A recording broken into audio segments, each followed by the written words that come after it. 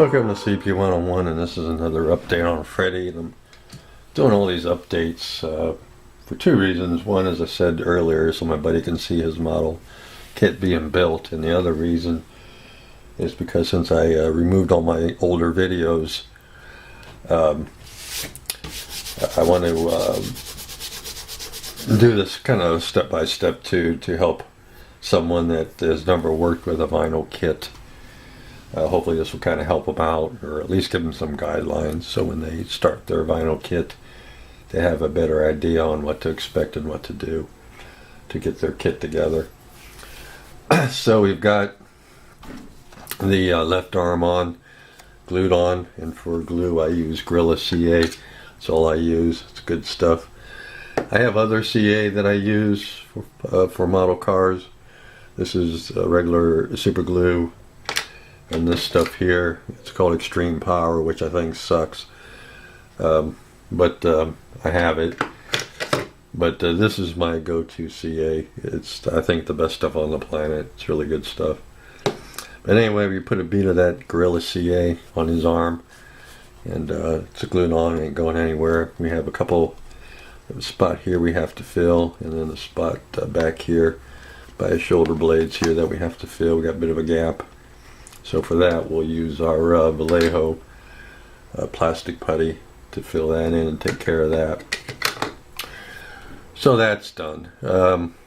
We cut out his the plug here that was on the left arm, and we cut out the excess vinyl on the left hand. Now, once you do that, you're left with just a really small area to glue this hand into the sleeve, and I didn't like that. So what I did was I took some of the excess vinyl that I cut off of these pieces from the casting process. It made me like a little bit of a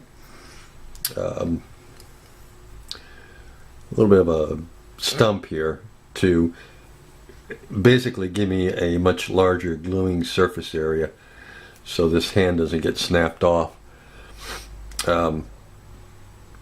So once I cut it off, I took this hand and this and ran it under hot water and kind of jammed the two in there, so it would give me a really tight fit. And then once it cooled off, I pulled it back out, put a whole bunch of Gorilla Glue on that, and put it back into the hand.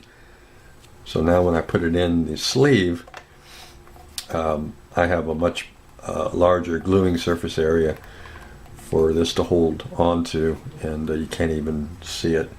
We'll use our Gorilla CA, and you'll never know that is in there, and it'll make the hand much sturdier. Now the other hand, the glove hand, his right hand, they have you cut the plug off of the end of this hand and put it on here. So to get we have a pretty good gluing surface area. I'm not too worried about this hand. So I think we'll be okay. I don't think it's going to be too much of an issue.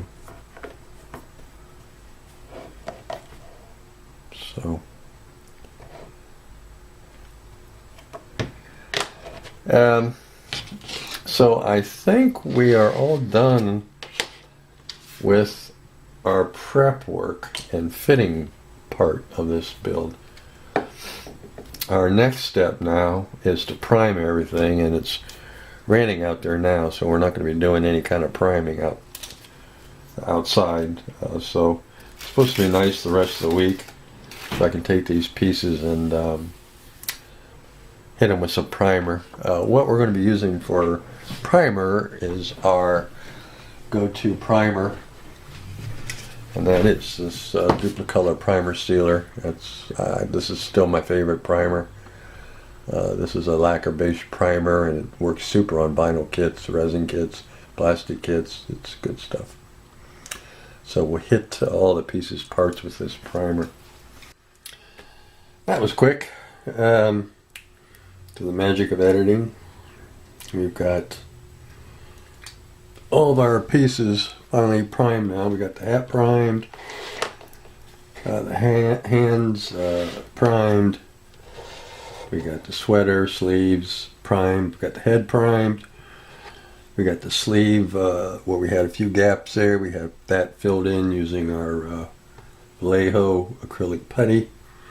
So this is all primed. And then we finally have the pants and the shoes primed. So everything's all primed up now, and we're just going to let it sit for a couple days, because primer is no different than paint, and it needs to sit for a couple days before you cover it up. I went to Michael's. I got a plaque, wooden one. I wanted a round one, but I couldn't find a round one that was nice and thick. I found a round one that was big enough, but it was only like an 1/8 inch thick. It's like that. That's like that's way too thin for this. So I had to go with a square one, but it's plenty wide enough. It's about 11 inches wide altogether from end to end. So it gives Freddy here plenty of room to stand, and there's also plenty of room for the actor to sign the base wherever he wants to sign it, whether it be front or back or side, what have you. But we have plenty of room for his signature, and I think signing the base would be better, because if he signs the model and something happens to the model, you lost the signature. And nothing's going to happen to a piece of wood, unless it catches on fire, I guess. But so I think it'd be wiser to have him sign the wood than to have the model signed, because then you always have the signature. So anyway, got the plaque. Only paid a couple bucks for it at Michael's. By the time I got the 50% off, they had a 50% off thing they sent me in the mail, so I just brought this down to a couple dollars. I couldn't make a piece of wood for a couple bucks like this, even though it's cheap wood. So what we got to do now is sand the wood down. And then we got the DAP container of plaster, so we got that for the legs. We got that going. The only thing I left there, and I remembered as soon as I got home, of course, I was like, horse shit. But I forgot the magnets. I wanted to put a magnet on the back of his head for the hat, and I walked out of Michael's and forgot about the magnets. So I'm gonna have to go back and get it. But then I went through the craft acrylics and tried to find the darkest green I could get, and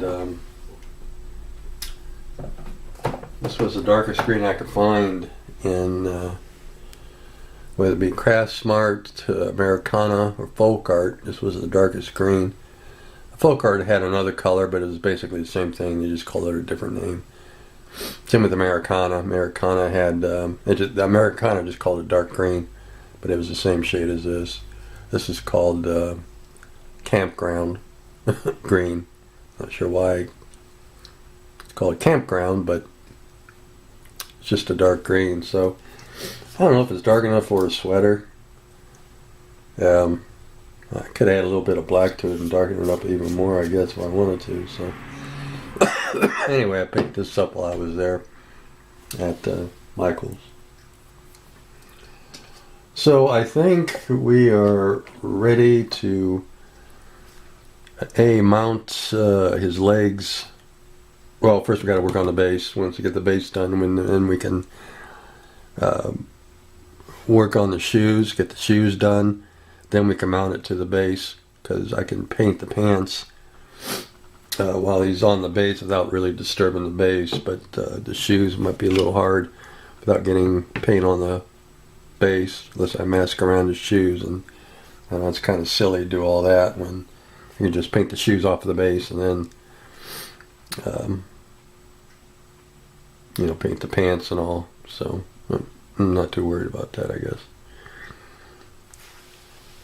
So that's I think going to be it for this update. We've got, again, a lot accomplished in one day.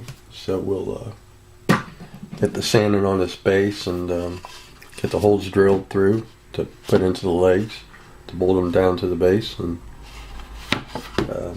get that taken care of, and then continue on with the Freddy Krueger build. So All right, guys, that's it. Take care. We'll see you in the next update.